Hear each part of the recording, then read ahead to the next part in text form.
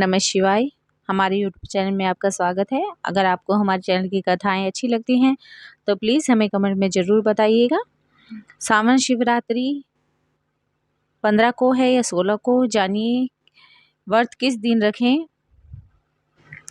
सावन मास के जिस तरह से सोमवार व्रत का महत्व है, उसी तरह सावन शिवरात्रि का भी विशेष महत्व है। हिंदू पंचांग के अनुसार हर महीने के कृष्ण पक्ष की चतुर्दशी के दिन भगवान शिव शंकर और माता पार्वती की पूजा की जाती है। सावन मास में इस दिन सावन शिवरात्रि मनाई जाती है। मान्यता तो यह भी है कि सावन मास में शिवरात्रि व्रत करने से जातक को सुख समृद्धि मिलने के साथ साथ भगवान शिव और माता पार्वती का आशीर्वाद मिल जाता है। लेकिन सावन शिवरात्रि शुभ मुहूर्त कब है?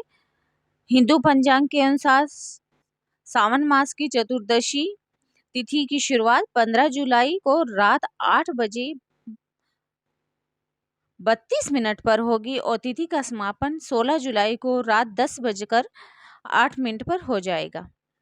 शिवरात्रि व्रत पर भगवान शिव शंकर की पूजा निश्चित काल में की जाती है, इसलिए यह व्रत 15 जुलाई 2023 शनिवार को ही रखा जाएगा। शिवरात्रि व्रत पारायण का समय है। सावन मास की शिवरात्रि के पारायण का शुभ मुहूर्त है 16 जुलाई को सुबह 5:33 से दोपहर 3:54 तक रहेगा।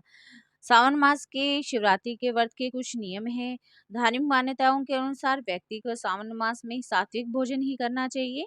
प्याज लहसुन आदि नहीं खाना चाहिए।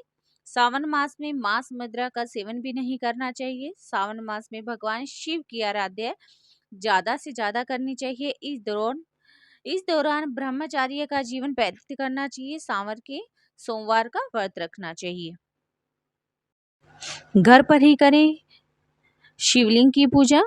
ओम नमः शिवाय मंत्र का जाप करके कम से कम 108 बार शिवरात्रि के दिन आप पूरे दिन इस व्रत को रख सकते हैं और इस मंत्र का जाप कर सकते हैं।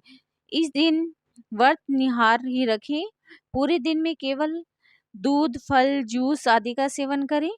शाम के समय वापस में स्नान आदि करने के पश्चात घर के मंदिर में भोलेनाथ और शिवलिंग की पूजा करें।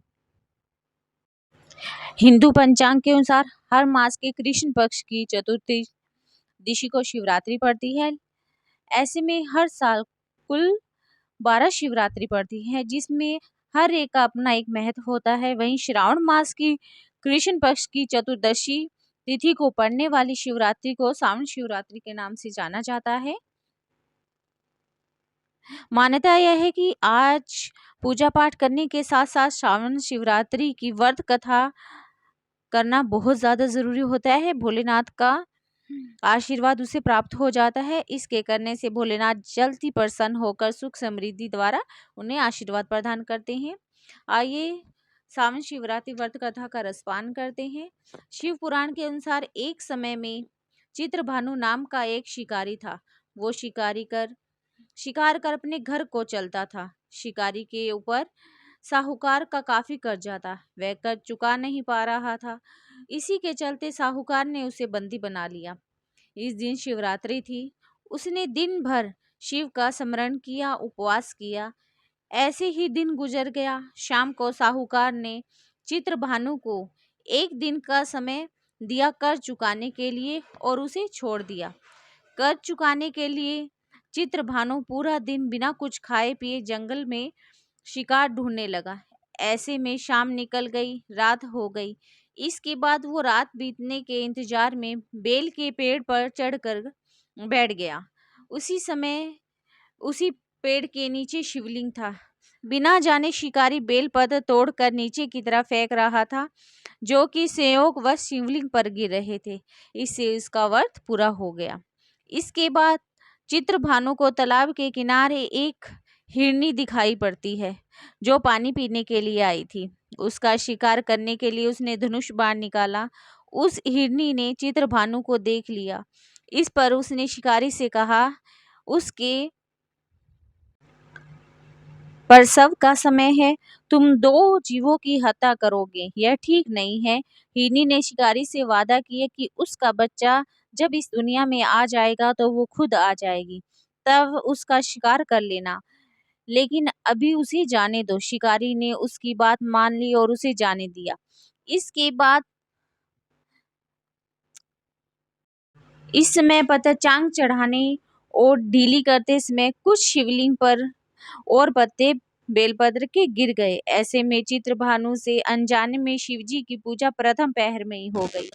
कुछ समय बीता, शिकारी को एक और हिरनी दिखी और वह वहां से जा रही थी। उसने देखा, शिकारी बहुत खुश हुआ और शिकार करने के लिए तैयार हो गया। हिरनी ने उसे निवेदन किया कि वो कुछ ही पल पहले ऋतु से निर्वित होकर आई है। मैं अपने प्रिय को ढूंढ लूं। मैं एक कामतुर वीरनी हूँ। जैसे ही तुम्हें तुम्हारा पति मिल जाता है वैसे ही मैं तुम्हारे पास आ जाऊंगी। यह सुनकर शिकारी ने उसे भी जाने दिया, लेकिन वो बेहद चिंतित था। रात का आखिरी पहर बीतने को वाला था। इस पर चित्रभानु से बेलपत्र टूटकर शिवलिंग पर गिरा। इससे उसकी दूसरे पहर की पूजा हो गई। इसके बाद उसे एक और हिरनी दिखाई पड़ती है। वो वहां से जा रही थी। उसने उस हिरनी के शिकार का निर्णय लिया। उसने शिकारी से कहा कि मेरे बच्चे मेरे साथ हैं, मैं इन बच्चों को उनके पिता के पास छोड़कर आती हूँ, उस समय मुझे जाने दो। शिकारी ने कहा, वो इससे पहले 2 हिरनियों को छोड़कर देख चुका है, वह इस बार इस हिरनी को नहीं छोड़ेगा। इस पर हिरनी ने कहा कि वो उसका विश्वास करे और मेरे लौटने की प्रतीक्षा करे। इन सब में शिकारी की शिवरात्रि के व्रत की पूजा हो चुकी थी और सुबह हो गई। उपवास की पूजा भी हो गई। अब शिकारी को एक हिरन दिखा। उसने निश्चय किया कि वो उसका शिकार करेगा। चित्रभानु ने पंचांग चढ़ाया। इस पर हिरनी ने कहा, अगर उससे पहले आई 3 हिरनियों और उनके बच्चों का शिकार उसने किया तो भी उसका शिकार कर ले, इससे उसे जिससे उसे उनके वियोग में दुखी ना होना पड़े। लेकिन अगर उन्हें जीवन दान दिया तो भी उसे छोड़ देंगे। जब वो इन सभी से मिल लेगा तो वह आ जाएगा। यह सुनकर शिकारी ने उस हिरण को रात भर का घटनाक्रम बताया। तब हिरण ने कहा कि वो तीनों हिरनियां उसी की पत्नी है। हिरण ने शिकारी से कहा, जिस तरह से तीनों हिरनियां प्रतिज्ञाबद्ध होकर यहाँ से गई हैं, अगर उसकी मृत्यु हो जाती है तो वह धर्म का पालन नहीं कर पाएगी। हिरण ने कहा, जिस तरह उसने विश्वास कर हिरनियों को जाने दिया उसी तरह मुझे भी जाने दे। वह जल्दी ही अपने परिवार के साथ शिकारी के सामने हाजिर हो जाएगा। चित्रभानु ने उस पर विश्वास किया और उसे जाने दिया। उसका मन निर्मल हो चुका था क्योंकि शिवरात्रि का व्रत पूरा हो चुका था। उसके अंदर भक्ति की भावना आ चुकी थी। कुछ ही समय बाद वो हिरण अपने परिवार के साथ शिकारी के सामने हाजिर हो गया। उसकी सात्विकता और प्रेम भाव देखकर शिकारी को बेहद आत्मगिलानी हुई। इस भाव से उसने जीवों को जीवन दान दे दिया। व्रत पूरा करने से चित्रभानु को मोक्ष मिल गया। उसकी मृत्यु के बाद उस शिकारी को शिवगण अपने साथ शिवलोक ले गए। भोलेनाथ भगवान की जय। अगर आपको हमारे चैनल की ये कथाएं अच्छी लगी तो प्लीज़ हमें कमेंट में ज़रूर बताइएगा और कुछ एक मिस्टेक हो गई हैं तो प्लीज़ हमें क्षमा कर दीजिएगा।